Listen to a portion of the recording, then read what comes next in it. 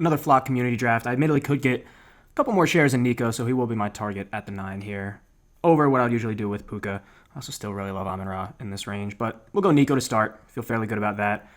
We likely won't be going Lad because of where his ADP is now, but maybe I will. I don't know. Derrick Henry is a beast, but I think I'm still going to stick with Lad. I'm not going to reinvent the wheel here. I'm going to take the immediate game stack. Lad's back to being healthy, at least by all reports that we're getting. So I said this in yesterday's video.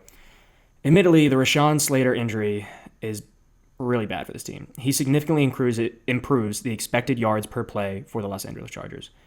Without him, they will be a worse offense, just straight up. You can't avoid that.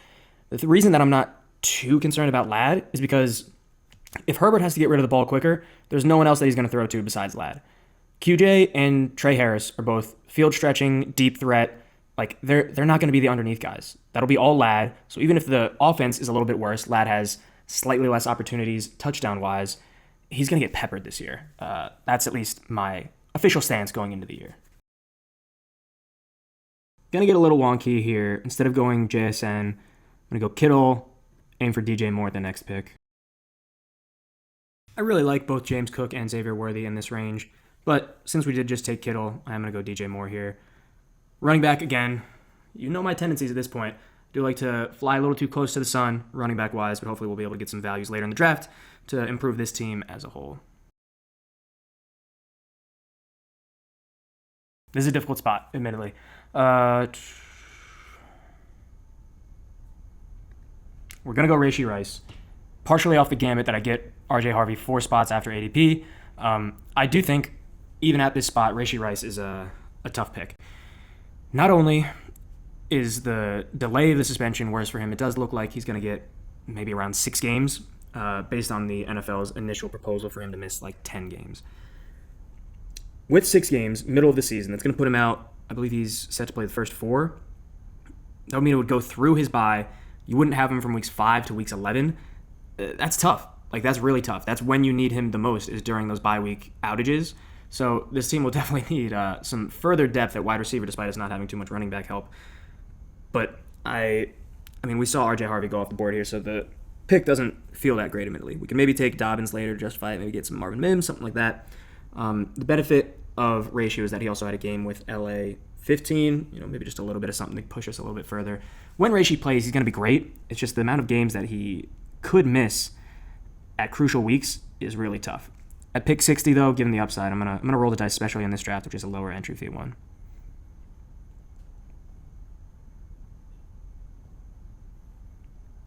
All right. I think Pearsall can be a great wide receiver to really help us survive until we hopefully get Rashee back week 11. This will be closing it out at wide receiver for us for a fair bit, and it also fully cements us into taking Brock Purdy. I have yet to look into how well he lines up for our picks, but we need Brock with this double that we currently have going on. We can hopefully get him at pick 105, so that will be a key thing for us in this draft. I'm not going to sit here and act like this fucking recent run is not tough for us. Like, this is tough. This fucking draft has been RB heavy out the fucking wazoo. At least they took Mixon instead of Mason. We're just going to have to eat the bullet. I love Jerry Jeudy. 10 picks after ADP is a great choice. But I think I'm kind of fucking stuck here having to take Jordan Mason instead. Nah, fuck it. Let's go with the ceiling. I'm a bold motherfucker doing bold motherfucker things. We're going to sit at 7 wide receivers and we're not taking another one for a fucking long time. You got a man that's angry about the number of running backs that have went off the board in this draft, and I'm going to make people suffer at wide receiver for it. Have fun advancing when I got all the wide receiver value, brother. Let's hope we can get Judkins at 112. I'll feel real comfortable trying to snipe him there. He may go as high as pick 88 at some point before the season, but I'm not. I'm going to be greedy until Judkins' ADP fully adjusts. I got no fucking running backs, man! Yeah, this is TIFF. This is TIFF and this is tough. So, screw it. I'll just take Mahomes. Screw you guys. We have Rashee Rice for it. End of season value. We're not taking fucking Kelsey at the next pick, but at least we have a prime target for Mahomes. I'm not going to reach for Travis Etienne 10 spots above ADP. If you guys want to keep taking all the running backs, I'm just going to take the value. Like, I'm not going to overreact, hunt for things that I know in my heart of hearts I can make up value for later in the draft. This running back room is going to look ugly, but The NFL season is a tough, grimy son of a bitch. And that means that one of these handcuffs will likely come into a featured role at some point of the season. Hopefully my team's the one that can take advantage of that. The right answer is probably to take Travis Etienne here, but I'm going to do the most fucking zero RB strategy you've ever done seen. Take Brock Purdy, get our double, and get ready to see me draft running back after running back after running back the rest of this way. If we have to, we will take Judkins at 112. I don't want to. Hopefully we can get fucking Etienne at 112. Seeing all those quarterbacks go off the board, I know that at one of these picks someone might do it. People will take quarterbacks without any form of stacking. Yeah, Etienne goes. It's fine. We'll just take Judkins at 112. I would have preferred at the 120, but we're going to do it here anyway.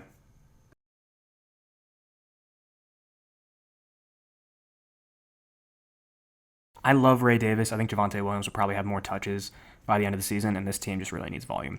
Ayuk is very tempting. I don't know why this lobby is so scared off of him. If Ayuk's there at the next pick, I'll just do it, and that'll be my last wide receiver. I don't necessarily think that's something I want to do, though. Screw it. I'm nothing if not a ceiling fiend. This is our final wide receiver of the draft in the 12th round. I mean, don't tell me you've ever seen something like this, because I know you haven't. Thank you for gift wrapping me Tajay Spears 20 picks after ADP. Yes, he's dealing with a high ankle sprain. Yes, I know that. While he may not play for 1 to 2 weeks potentially, his high ankle sprain does not scope out to be a high chance of re-aggravation mid-season. Due to his injury history, he should be fine on that front. Tajay Spears, remember, has no knee cartilage. I mean, if you're going to worry about anything with that guy, that's what you should worry about. Regardless, the high ankle sprain shouldn't be sidelining him too long-term.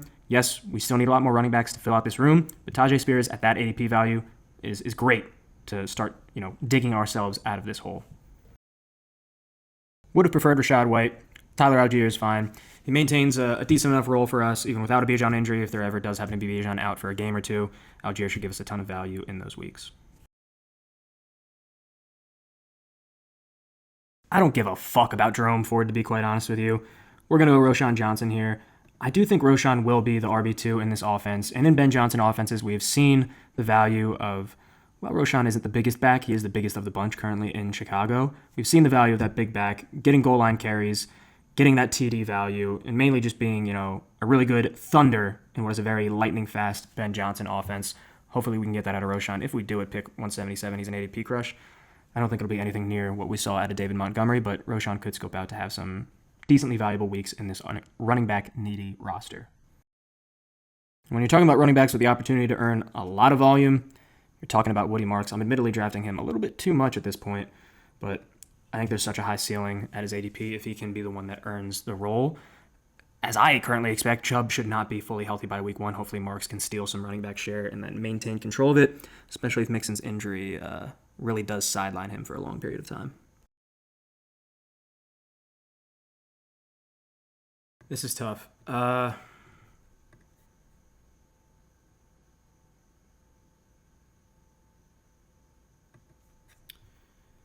honestly don't love Jonnu Smith that much at his ADP. Like, if he was getting drafted next to Freiermuth, I'd be more than fine with it. Again, I don't know why this is... I don't know why that took so long to auto-pick. That was a little strange. Either way, Jonnu, I mean, at 200, there's value, but, I just don't see him vastly out-targeting Pat Freiermuth. I think they're both very low-end tight end twos.